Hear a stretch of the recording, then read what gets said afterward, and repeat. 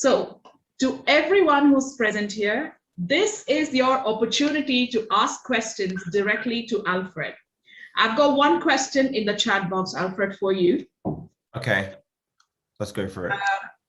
The question is, when applying for planning, Yes. do you straight away apply for 8-bed HMO, or there is a process for it?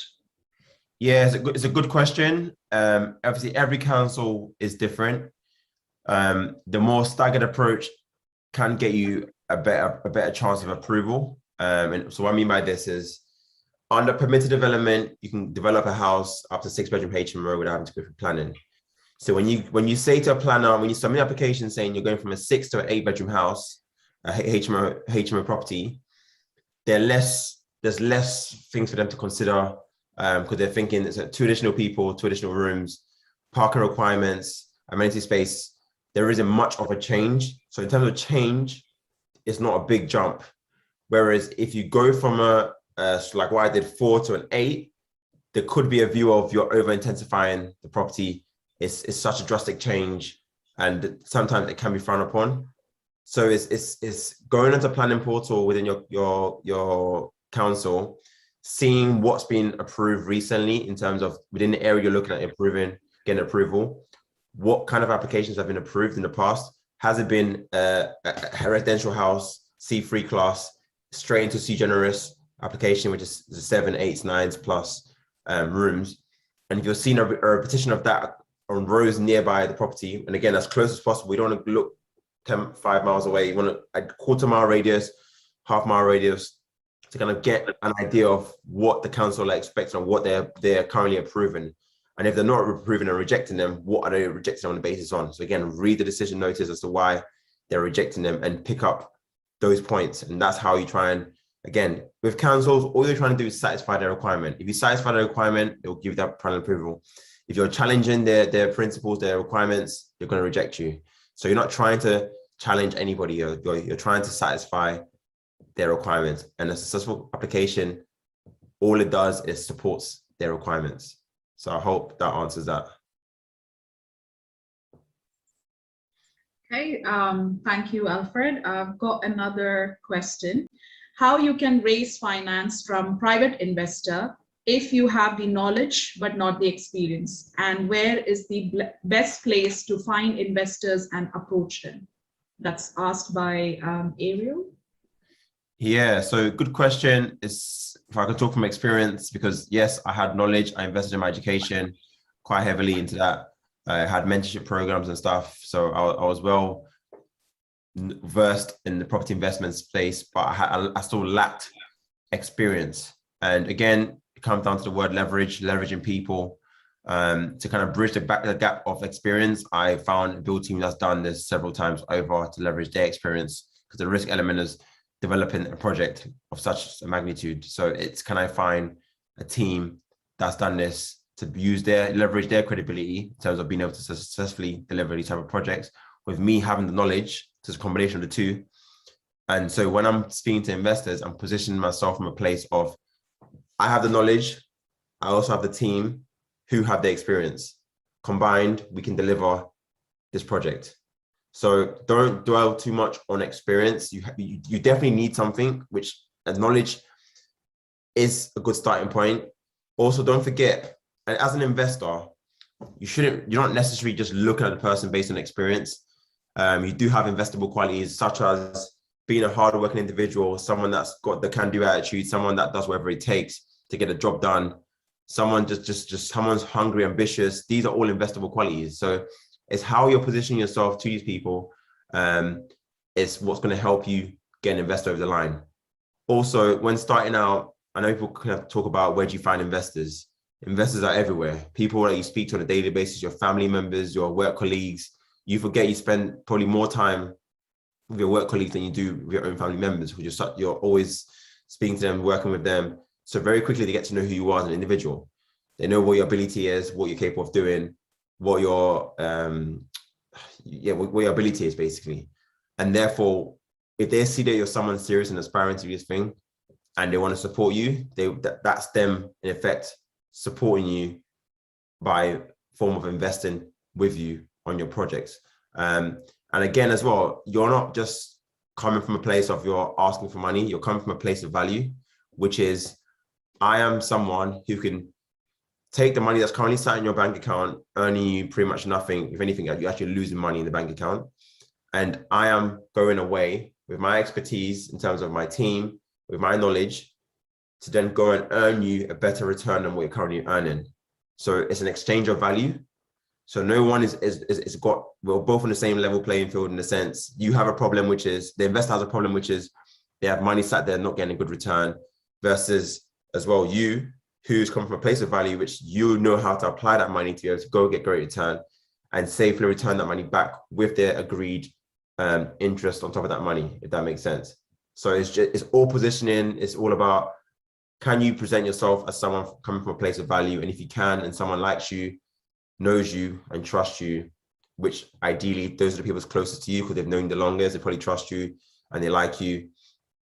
That's where you're going to start from. Later on, then yes, you start looking at a wider net of people, which could be people you haven't met before, strangers who have seen your work, admire you, and want to work with you.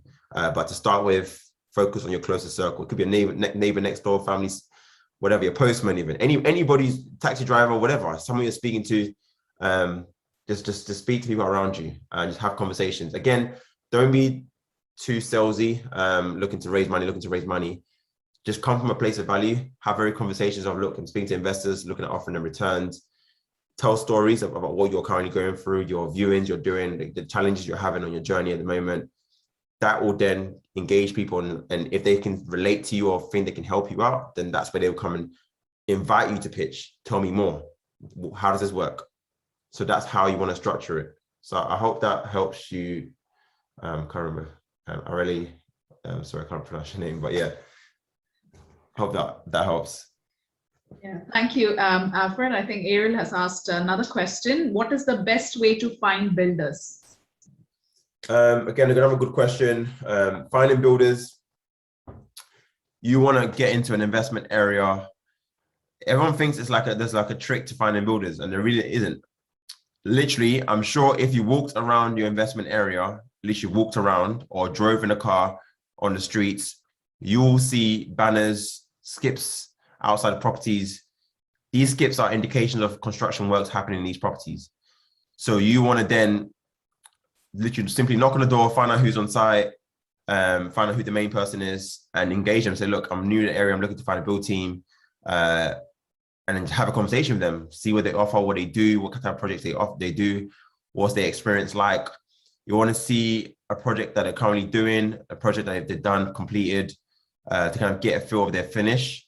Don't trust pictures, don't trust videos, because again, everyone can kind of take a good picture on a good angle of the best part of the property.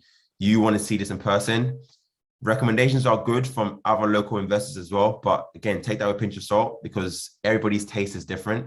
Just because one person likes something doesn't mean you're going to like it. So you need to make your own assessment for yourself. So obviously, yeah, take their word for it in the sense, this person, you can approach them, but go and verify, do your own due diligence by seeing the work yourself. And in essence, that's how you find build teams. That's one way you can find build teams. Okay, thank you, Alfred. I've got another question. Does the builder need any experience of building HMO? Yes, 100%. I wouldn't touch a builder that has never built on HMO, doesn't know what HMO regulation, what's required, fire doors, fire alarms. And again, you can test them. So again, this is where you need to come from a place of knowledge. Obviously, I could understand you don't know what you don't know as well, but have the basic understanding of what does the HMO require, and you can test the builder. Oh, so what fire alarm do you put in a 6-bedroom HMO? Just to see what answer they give you, and that would determine as well, are they familiar with the systems, the fire panels that need to go in them?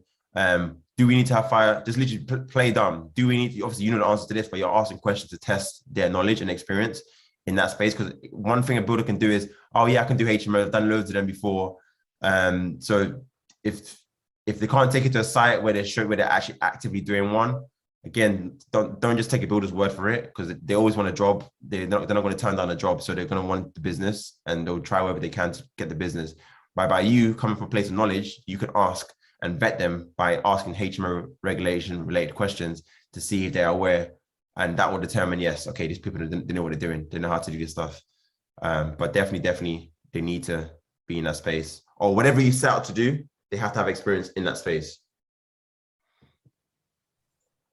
Thank you, Alfred. Arti has asked a question: which investment strategy you will recommend for beginner? So just going off the principle, which I said, which is you've got to understand, what do you want to get out of property? Do you want property to be just an income stream for you? Not necessarily own an asset, you just want to make income, create business from it. There's different strategies out there that will determine, or that will provide you with that result. So you've got to, first of all, be very clear what it is you want to get out of property. Do you want to own the building? Do you care, or just want to make income? Happy to lease the building or do a rent-to-rent scheme? As well, income levels in terms of, are you comfortable with earning £300, £400 from a buy-to-let potentially, or you're looking at a slightly larger income, which is up in the thousands? Then there's very little strategies that you can do that will support that. So it's getting very clear on your income goals, your outcome you want from property investing, and that was what will determine what strategy will fit in. There's a whole list of strategies. We can't go through all of it today, but you'll be able to eliminate based on what you want to get out of the property vehicle, what strategy best supports that, and then say, okay, which one can I go with the best, or which one I feel like I can do the best, and then run with that, become the expert in that, get knowledge of that, be in that network of that group who are doing those things. Okay, I've got another question by Paige. Which lender do you use for HMOs? Again, it varies. I've worked with Shawbrook, I've worked with Carolines, I've worked with Octane Capital. There's no right or wrong. It's who your broker is, what's the best product at the time, how good are they at processing stuff. Because if you work with mortgage providers, you know these guys are slow sometimes. They want to ask 10,000 questions. So having a broker who's going to identify you a good bridging company, mortgage provider on the back end of getting your refurb done, that's what in essence you need. So I hope that kind of answered that. Okay. The next question I have is from Sachin: how to identify good return on investment HMO locations? So obviously ROI wise, I've always said that's like based on each individual. Some individuals are happy with 10% ROI, so return on investment. Some are happy with 25%, some people want 50%. So obviously you could work out what your return on investment is.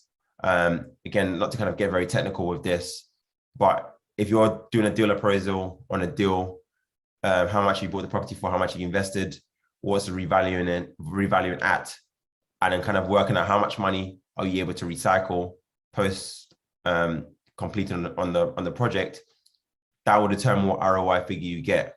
And you can do that for multiple areas in the country to see what ROI figures you're getting, and then does that align with the ROI you're expecting to kind of get from your money? And if it's not, obviously you don't work in that area. If it does, then you work in that area. But it's not just ROI. There's some limiting factors as well with working with certain councils. Some councils have something called Article 4, which stops you from getting a house and converting it straight into a HMO, which is another hurdle you now have to jump through. So there's all these considerations as well. Is it a student town? What's the workforce in that town? So what generates your ROI is having a good property in a good location that is going to be let out. And you know what I mean, there's opportunity to have that market increase in value. So these are the things you want to kind of assess in an area, not just the ROI.